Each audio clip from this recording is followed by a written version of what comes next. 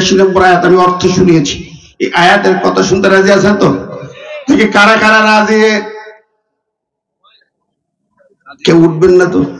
উঠতে পারবেন না? একটা লোক মনোযোগ দিয়ে শুনুন কিছুক্ষণ, আমি বেশি রাত করবো না, তবে যে কথাগুলো বল মনোযোগ দিয়ে শুনতে হবে। আমরা তাফসীর শুনি, ওয়াজ শুনি, কাজে লাগে না ভাই। কেন লাগে না?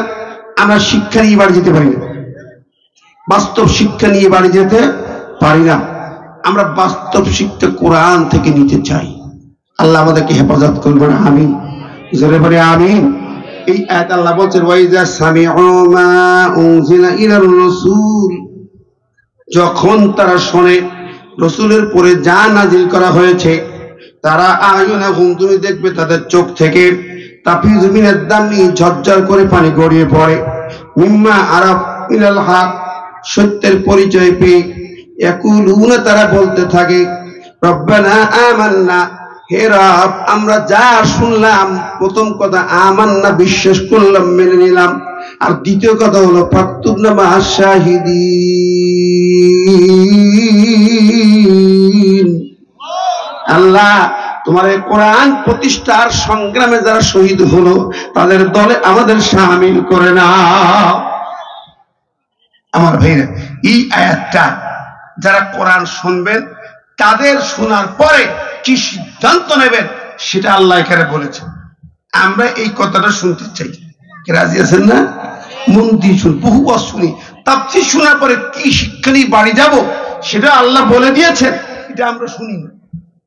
প্রিয় বন্ধুরা, আমরা শুনছি কোরআন কারীমের আলোচনা শুনি, কিন্তু একটি বিষয়ে আমরা নজর দিতে চাই মনোযোগের সাথে। কারণ আমি যখন মারা যাব, আজ রাত শেষ হতে পারে, কবরে যেতে হবে, ঠিক না ঠিক? যেতে হবে না ভাই? কি নিয়ে যাবেন? কি নিয়ে যাবেন একটাবার ভেবে দেখেন, সেখানে অবস্থা কি হবে। আজকে আমার রাজপ্রাসাদ, কবরে যে আমি মাটির ভিতরে কেমনে থাকবো? সেখানে আমার প্রাসাদ তৈরি করেছি কি? আমি সুন্দর বাড়িতে এসি রুমে থাকি গরমে, শীতের সময় হিটার আছে, এসি হিটার। আচ্ছা, কবরে আমার কি আছে? দুনিয়া তো জীবন যে কোনো মুহূর্তে শেষ হবে, কবরে কত দূর রেখেছি, কতটুকু ভেবেছি?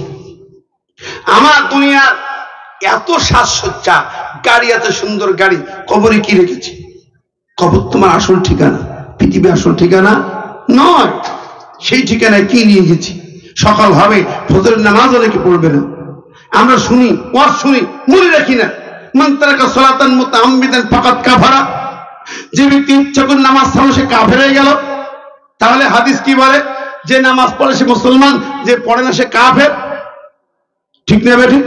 ফজরের নামাজ পড়বেন না, মারা যাবেন, কুফরি হালাতে মৃত্যু হবে। কেমনে আপনি রিহাই পাবেন? হিসাব করি না। আমাদের এক কলি গজল এক শিল্পী গাইছে কি সুন্দর করে, কেমন করে ঘুমাও তুমি, ও কেমন করে ঘুমাও তুমি, ফজর করে কাজা, এমনও তো হতে পারে জোহরে জানাজা। কি বল, হতে পারে না? সেই কথা মনে করুন। অন্তত পক্ষে আজকের রাত পার হয়ে সকাল হবে গ্যারান্টি নাই। ফজরের নামাজ পড়ার নিয়ত করি, মানুষের খারাপ ব্যবহার করবো না, ভালো ব্যবহার করব। আর আজকের কোরআন শুনে দুইটা সিদ্ধান্ত নিয়ে বাড়ি যেতে আল্লাহ বলেছে। কয়টা সিদ্ধান্ত নিই? দুইটা। দেখেন এখানে তাফসীরে যদি একটু যাই, একটু হক আদায় করি। আমার মনে আছে আগে কথা বলছিলাম, ওই যে 4টে প্রশ্ন সুলাইমানের কি হলো নাকি বলতে একটু বাদ রয়েছে না? আচ্ছা, একটু কথা বলিনি এখানে, হ্যাঁ, শেষে বলে যাব। একটু জিকির করি, সুবহানাল্লাহ,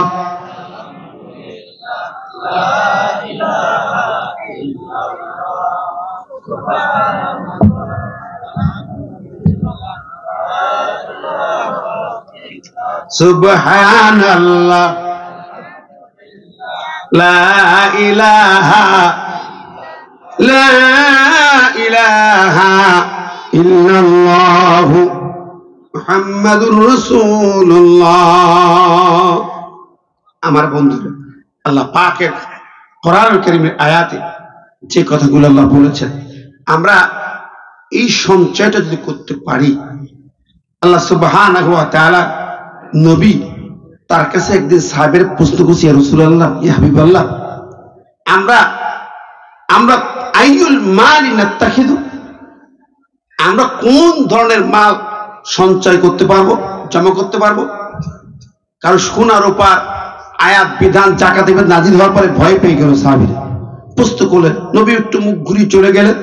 ওমর বলছে ক্ষান্ত, আমি জিজ্ঞাসা করছি। ওমর যে জিজ্ঞেস করে বললেন, শোনো, লিয়াত্তাখিদ কলবান শাকিরান ওয়া লিসানান যাকিরান ওয়া যাওজাতান মুমিনাতান আলা আমরিল আখিরা তুইনু আলা আমরিল আখিরা। তোমরা দুনিয়ার তিনটি সম্পদ সঞ্চয় করো। এক নম্বর হলো সুন্দর একটা রাজপ্রাসাদ বাড়ি, ডুপ্লেক্স বাড়ি। দুই নম্বর একটা মার্সিডিজ গাড়ি, নাকি? তিন নম্বর মোটামুটি হুরপরি একটা স্ত্রী। এরকম কইছে নবী। কি সম্পদ আমরা, এই সম্পদ তো আমরা দুনিয়া সংগ্রহ করি, ঠিক না ঠিক? ভালো একটা গাড়ি, ভালো একটা বাড়ি, ভালো একটা জায়গায় দুটো বিবি, নাকি ভাই? হ্যাঁ, দুনিয়াতে এটাই ছিল। আল্লাহ নবী বলেন, ও সাহাবীরা, না না না না, তুমি যে সম্পদ সঞ্চয় করবে তোমার বেশি কাজে লাগবে। এক নম্বর কলবান শাকিরান, কৃতজ্ঞ অন্তর, কৃতজ্ঞতায় ভরা অন্তর। তুমি যেটুকু পাইছো সেটুকু শুকর আদায় করো। লাইন শাকারতুম লা আযীদান্নাকুম, শুকর আদায় করো, আমি আল্লাহ বাড়ায় দেব। জোরে বলেন সুবহানাল্লাহ। তোর অন্তর অল্পে তুষ্ট, যা পাইছো তোদের শুকর আদায় করবে সব সময়। কলবান শাকিরান, শুকর আদায়কারী কলব। ও লিসানান যাকিরান, এই জবানটা যেন সবসময় জিকির থাকে, এই সম্পদটা সঞ্চয় করো। তোমার জবানটাকে জিকিরে রাখো। আনতামুতা ওয়া লিসানুকা রাতবুম মিন যিকরিল্লাহ, তুমি যখন মারা যাবে তোমার জবানে যেন আল্লাহর নাম শুধু থাকে। সুবহানাল্লাহ।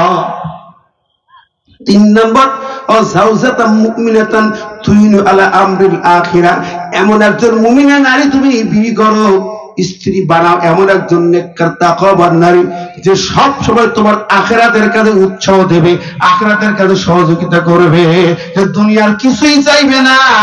তাকওয়াবান একটা স্ত্রী তোমার সবচেয়ে বড় সম্পদ। আমরা কি তাই দেখি নাকি ভাই?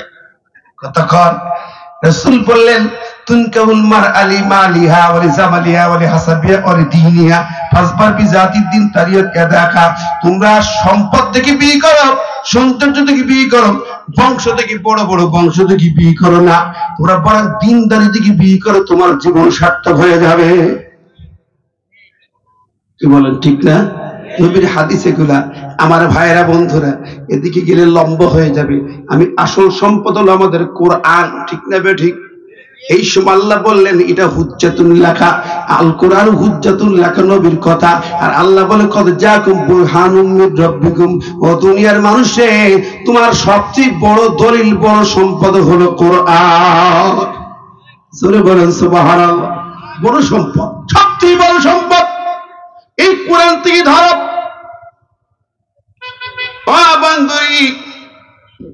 হযরতে জাফর বিন আবি তালিবের নেতৃত্বে একটি দল ছিল, নাজ্জাশীর হাবশায় হিজরত করলেন। মক্কার পরিবেশ খারাপ, এই আয়াতের মূল জিস্ট, নাজ্জাশীর দরবারে তারা আশ্রয় প্রার্থনা করলেন। বাচ্চা নাজ্জাশী আবিসিনিয়ার বাচ্চা, তাদের আশ্রয় দিলেন। কিন্তু মক্কার আবু জাহেল নেতারা একটা দল পাঠাইল, ওই সরকারের কাছে যাও, নাজ্জাশীর কাছে যাও, আমার দেশের লোকরা আশ্রয় দিয়েছে। আবু জাহেল কলিজা জ্বলে যায়, আমার দেশের লোক কেন সেখানে আশ্রয় নিল? ডক্টর জাকির নায়েক যখন মালয়েশিয়া আশ্রয় নিয়েছে, ভারত চিঠি পাঠায় তাকে ফিরিয়ে দাও। মালয়েশিয়া বলে না না, গোটা ভারত দেখিয়ে দিল জাকির নায়েককে ফেরত দেওয়া হবে না। আল্লাহু আকবার।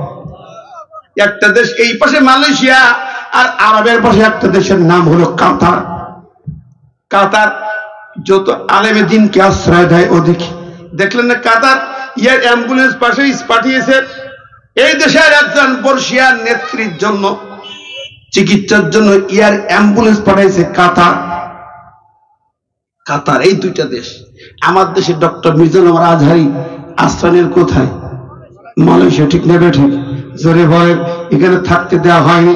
তারেক মনোয়ার চলে গেলেন আমেরিকায়, উনি চলে গেলেন মালয়েশিয়ায়।